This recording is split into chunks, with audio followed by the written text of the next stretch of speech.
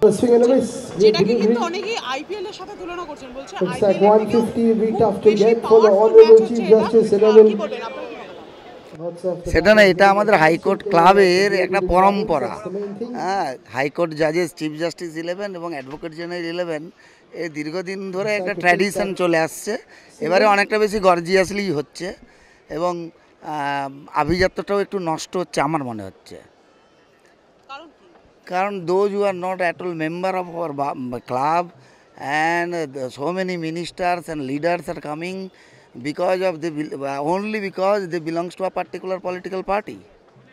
And the 18 overs. টুর্নামেন্টে আপনি কি মনে করছেন যে ক্রীড়ামন্ত্রীর আসাটা একদমই সাপেক্ষ যুক্তি নয়? না না, একদমই না।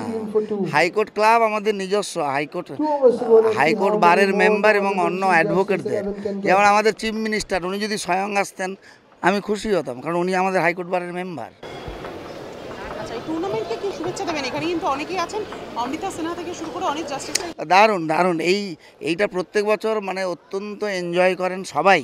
আমরা মেম্বাররা, হাইকোর্ট বারের অ্যাডভোকেটরা, জজ সাহেবরা সবাই মিলে একটা সুন্দর ফ্রেন্ডলি ম্যাচ হয় এবং everybody is enjoying very much.